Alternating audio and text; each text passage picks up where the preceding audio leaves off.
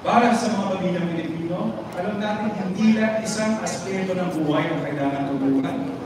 Dahil dito, 132,567 na pamilya ang nabigyan ng ayuda sa pamamagitan ng ating Rice Distribution Program, isang konkretong hakbang para mapagaan ang kanilang araw-araw na gastusin.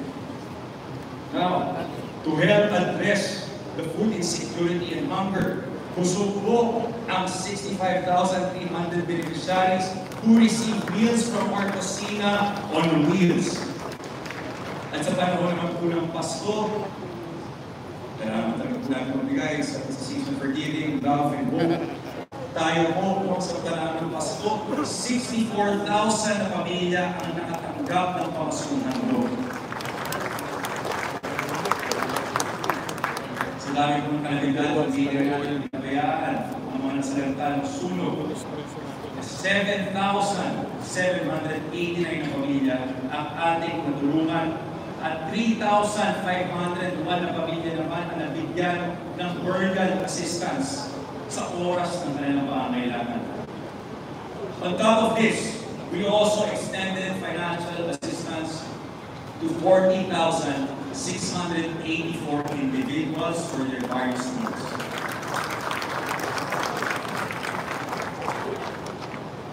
We have also endeavored to bring essential public services to our people, to make passport applications more convenient.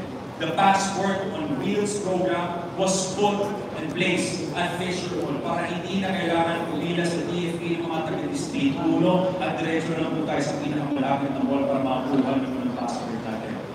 Meron po, may free din po, nakasabayan ng NBI clearance to make it easier for constituents to apply for employment. Throughout the year, iba't ibang seasonal events na nagbibigay sa distrito. Tuwing Pebrero naman po, dyan po rin nalabasan ng mga love stories ng Pasko. Ang D1 True Love ay isang Valentine's celebration kung saan 40 couples receive a free staycation or romantic dinner bilang pagkakakilala sa kanilang inspiring love stories.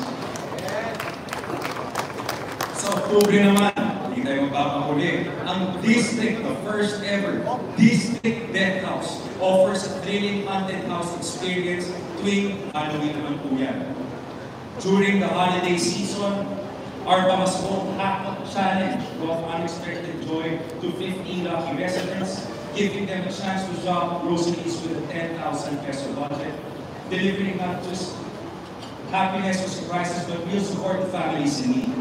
At the end of the year, the annual Christmas party gathered barangay and SK officials for a meaningful celebration, strengthening relationships and fostering unity among community leaders.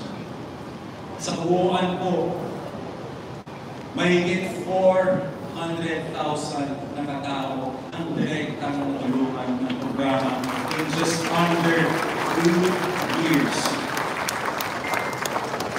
Pero higit sa bilang, ang mahalaga ang mga kwento ng pag-asa at ng pagbago ng ating mga komunidad.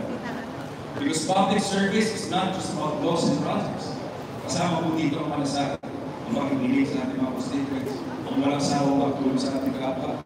Sa bawat isong inilaan ng gobyerno para sa ating distrito, sinisigurado lang na ito ay bumalik sa inyo.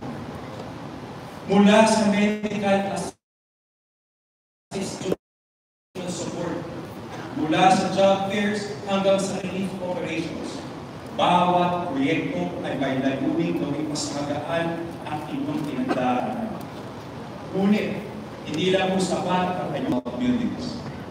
It is about building better futures. Kapag may maayos na pasilidad, mas nagiging efficient ang servisyo.